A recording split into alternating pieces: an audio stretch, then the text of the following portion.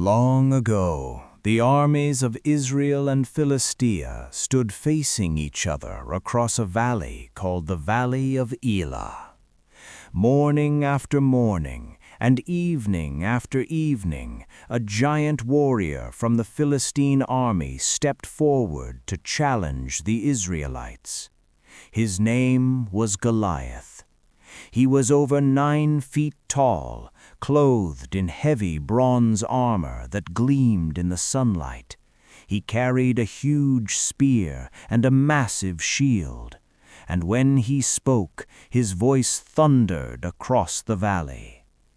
"Choose a man to fight me," Goliath shouted. "If he defeats me, we will serve you. But if I defeat him, you will serve us." The soldiers of Israel were terrified. Even King Saul was afraid. For 40 days, Goliath came forward, mocking Israel and daring someone to face him, but no one stepped out. Not far from the battlefield lived a young shepherd named David. He was the youngest son of a man named Jesse. David spent his days caring for his father's sheep. One day, Jesse sent David to the camp with food for his older brothers who were serving in Saul's army. When David arrived, he heard Goliath shouting his challenge. He saw the fear in the faces of the soldiers, and he could not understand why no one was willing to stand against him. David said, "Who is this Philistine, that he should defy the armies of the living God?" When King Saul heard about the young shepherd, he sent for him. David stood before the king and said, "Do not be afraid of this giant. I will fight him." Saul looked at David and doubted him. David was only a boy, while Goliath had been a warrior for many years. But David said, "I have protected my father's sheep from lions and bears.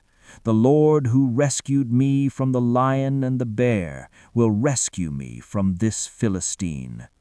Saul finally agreed. He offered David his armor, but it was too heavy, so David took it off. Instead, he picked up his shepherd's staff, his sling, and 5 smooth stones from a nearby stream. As David walked toward the giant, Goliath laughed at him. "Am I a dog," he sneered, "that you come at me with sticks?" But David stood firm.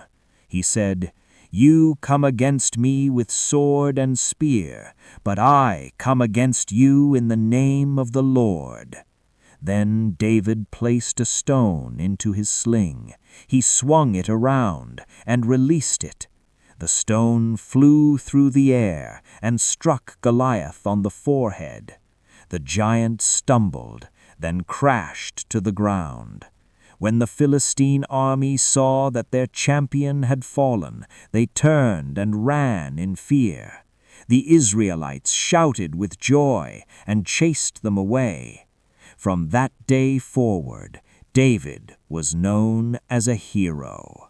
His victory showed that faith in God is greater than any giant, and that even the smallest person can do great things with courage and trust in the Lord.